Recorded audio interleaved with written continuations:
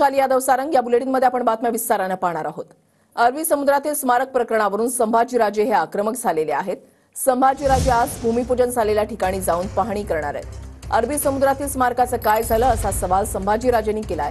संभाजीराजे पंतप्रधान मोदींना या संदर्भातला जाब विचारणार आहेत। तर ज्या बोटीनं समुद्रामध्ये जाणार त्या बोटींच्या मालकांना धमक्या मिळतायत। ऑडिओ क्लिप शेअर करत स्वराज्य पक्षानं हा आरोप केलाय।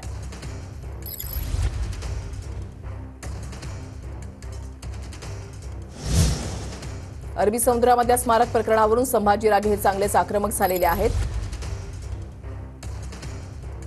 स्पेशल येते का तुम्ही बोटी सगळ्यांना बंद करायला सांगितले, एक बोट चालवायला सांगितले। पण आपण नियमाच्या बाहेर थोडी बोट चालवतोय। आपण जे आहे नियमानुसार बोट चालवतोय, पण त्यांना ते समजत नाही ना। त्यात एकही बोट चालली नाही आणि टिकली सरळ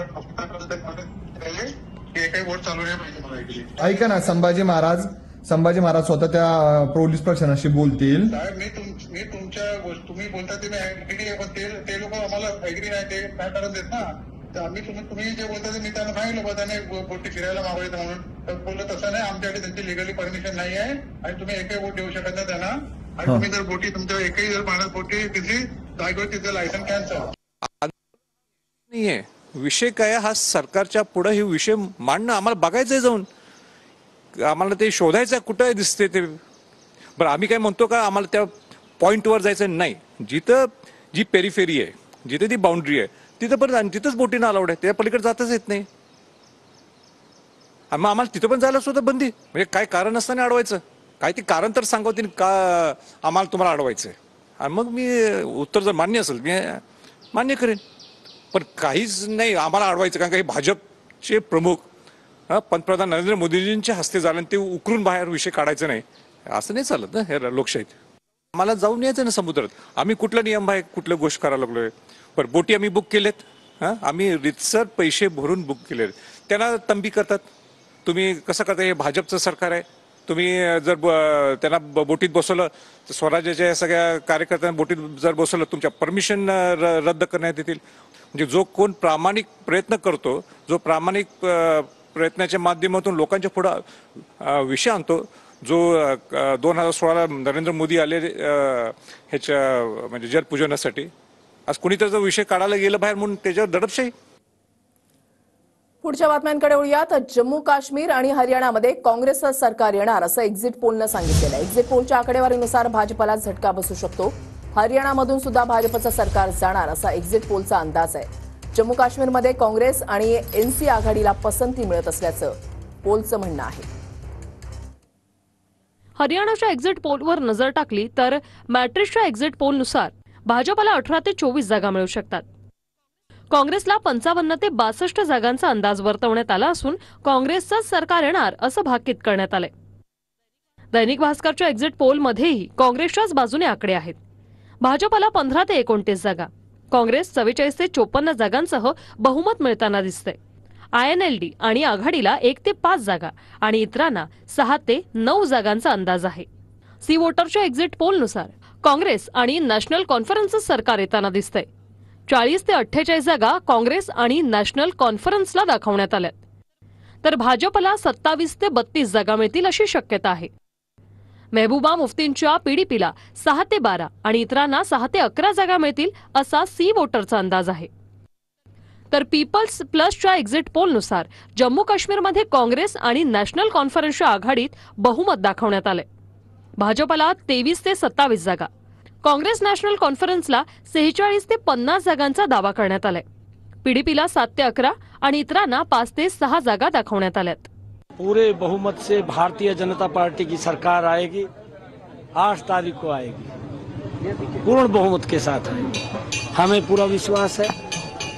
हरियाणा के लोगों ने जो पिछले 10 वर्षों में कार्यों को देखा है, हर वर्ग के लिए काम हुए हैं। सीटें के मैं नहीं कहता, लेकिन भारी बहुमत से कांग्रेस बन जा रही है। 60 से भी ऊपर हो सकती है और जितनी भी होती है, मैं कह दूं 60 सीट आ जाए 70। आपको ये असेसमेंट नहीं होती, असेसमेंट ये है भारी बहुमत से कांग्रेस पार्टी सरकार बना जा रही है। पुढच्या बातमीकडे वळूयात। मविया सरकार सत्तेमध्ये आलं तर महायुतीच्या सर्व योजना बंद होतील असं म्हटलंय पंतप्रधान नरेंद्र मोदी यांनी। ठाण्यामध्ये पंतप्रधान मोदींनी महाविकास आघाडीवर टीका केलेली आहे. तर मुलगी शिकली, प्रगती झाली, 1500 देऊन घरी बसवली असं उद्धव ठाकरे यांनी म्हटलेलं आहे. रोजगाराच्या मुद्द्यावरून ठाकरेंनी महायुती सरकारवर निशाणा साधलाय. आमची शिवसेना न्याय हक्कासाठी सगळ्यांना हक्क देणार असं ठाकरेंनी म्हटलंय. महायुति सरकार ने महाराष्ट्र की महिलाओं के लिए लाड़की बहन योजना शुरू की. महाआघाड़ी वाले इसे हजम नहीं कर पा रहे हैं. वो इंतजार में है कि उन्हें मौका मिले. महायुति की सरकार को अगर मौका मिला, सबसे पहला काम ये शिंदे जी पर गुस्सा उतारेंगे और शिंदे जी ने जितनी योजनाएं बनाई है सब पर ताला लगा देंगे. सफाई कामगारांच्या नोकरीसाठी जवळपास 46,000 त्याच्यात सुद्धा कितीतरी पदवीधर होते, त्याच्यातही पदवीधर होते, त्यांनी अर्ज केला होता. म्हणजे आपण शिक्षणाची सोय करतोय. मुलगी शिकली, प्रगती झाली आणि 1500 देऊन घरी बसवली, तसं नाही करणार मी. शिवसेना ही न्याय हक्कासाठी आहे. सगळ्यांना न्याय हक्क दिल्याशिवाय आम्ही शांत बसणार नाही आणि त्याची ही सुरुवात आजपासून आम्ही करतो. तुमच्या सगळ्यांच्या सहकार्याची आणि आशीर्वादाची आवश्यकता आहे. ठाकरेंचा इगो दुखावला आणि मेट्रोच्या कामाला स्थगिती दिली असं म्हणत फडणवीसांनी उद्धव ठाकरेंवर हल्लाबोल केलाय. तर कोविड काळामध्ये मेट्रो 3चं काम एक दिवसही थांबलं नव्हतं. जंगल नष्ट करत त्यांना जागा अदानीच्या घशामध्ये घालायची होती असं म्हणत आदित्य ठाकरे यांनी फडणवीसांच्या टीकेनंतर पलटवार केलाय. मेट्रो 3 ला महाविकास आघाडीचं सरकार आल्यानंतर स्थगिती देण्यात आली. हजारो कोटी रुपये खर्च झाल्यानंतर केवळ कोणाचा तरी इगो दुखावला म्हणून या ठिकाणी स्थगिती देण्यात आली. सर्वोच्च न्यायालयाने सांगितलं ही अतिशय ग्रीन अशा प्रकारची मेट्रो आहे, पर्यावरणाला साथ देणारी मेट्रो आहे, पर्यावरणाचं संवर्धन करणारी मेट्रो आहे. पण दुर्दैवाने आमच्या उद्धवजींचा काय इगो दुखावला मला माहिती नाही, त्यांनी याला स्थगिती दिली. महाविकास आघाडीच्या काळात देखील आणि कोविडच्या काळात देखील मेट्रो 3चं काम एक दिवस सुद्धा थांबलं नव्हतं. पण जी आरे कारशेड आम्ही हलवली होती, जंगल नष्ट करायचं नव्हतं, जंगल आम्हाला वाचवायचं होतं, ते पुन्हा जंगल त्यांनी नष्ट करायचं ठरवलं. का तर अदानीच्या घशात त्यांना ती कांजूरमार्गची जागा टाकायची होती. संजय राऊतांनी मुख्यमंत्र्यांवर खालच्या भाषेमध्ये टीका केली. मोदींच्या राज्यामध्ये अन्याय, परिवर्तनाची ताकद आपल्यात असं राऊतांनी म्हटलंय. संजय राऊतांनी मोदी सरकारवर टीका केलेली आहे. तर मोदी तो गयो, भाजपने कुठेही निवडणुका घ्याव्यात, पराभव निश्चित आहे. नाशिकमधल्या मेळाव्यामध्ये संजय राऊतांनी भाजपवर या शब्दात टीका केली आहे. राज्यामध्ये परिवर्तन घडवण्याची ताकद जर कोणामध्ये असेल ती फक्त आपल्यामध्ये आहे. अन्याय म्हणजे किती अन्याय असावा या मोदीच्या राज्यामध्ये. बाळासाहेब ठाकरेंची शिवसेना,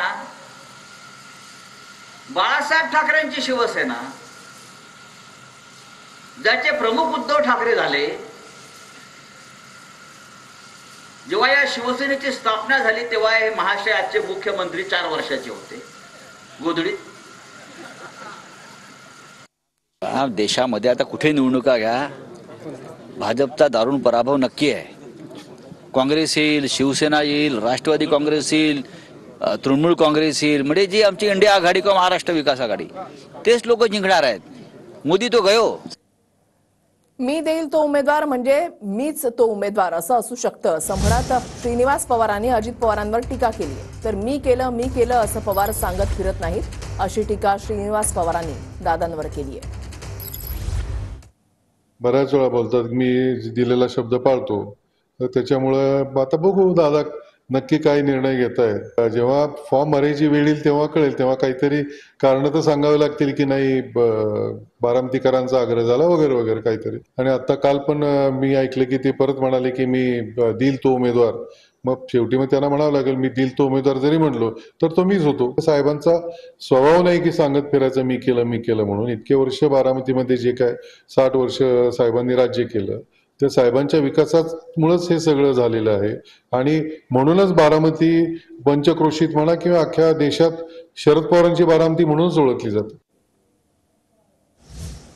महत्वाची बातमी, हिंमत असेल तर दोघेही अपक्ष लढू असं रामराजे निंबाळकरांनी म्हटलेलं आहे. रामराजे निंबाळकरांनी रणजितसिंह नाईक निंबाळकरांना हे आव्हानच दिलेलं आहे. लोकसभा निवडणुकीमध्ये सुद्धा 2 निंबाळकरांमध्ये संघर्ष पाहायला मिळाला होता. हिंमत असले तर येत चल, मी अपक्ष उभा करतो, तू अपक्ष कर, चल पार्टी शरद पवार आहे का हिंमत? चल ये, चल तू छत्री घे आणि तू कुत्रा घे.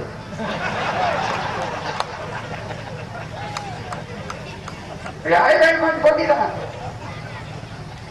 आणि शेणापैकी कोण ते मस्टरीचं ते काढ अख्ख्या बिल्डर लोकांना तिने ब्लॅकमेल केलं. निवडणुकांमुळे महिलांना पैसे असल्याच्या अफवा पसरवल्या जात आहेत असं गुलाबराव पाटलांनी म्हटलंय. आदमी बेईमान हो जाएगा मगर मेरी बहन बेईमान नहीं होगी असं गुलाबराव पाटलांनी म्हटलंय. लाडक्या बहिणी शिंदे फडणवीसांना पुन्हा निवडून देणार असा विश्वास गुलाबराव पाटलांनी बोलून दाखवलाय. अफवा फैलवत आहे की निवडणूक आहे म्हणून पैसे आले. मला माझ्या माहितीप्रमाणे 5 हप्ते जवळपास आतापर्यंत आले. पहिले 2, नंतर 1 आणि आता ऑक्टोबरच्या 10 तारखेला 2 हप्ते येत आहे. म्हणजे 3,000 रुपये ऑक्टोबरच्या 10 तारखेला तुमच्या अकाउंटवर येणार आहे. कोणी भी किती भी लालूच करून द्या, आदमी बेईमान हो जाएगा लेकिन मेरी बहन बेईमान नहीं होगी. 100% आपल्या गुलाबराव पाटलाला म्हणा किंवा एकनाथ शिंदेचं आणि देवेंद्रजींचं सरकार म्हणा, त्यांना पुन्हा निवडून देणार.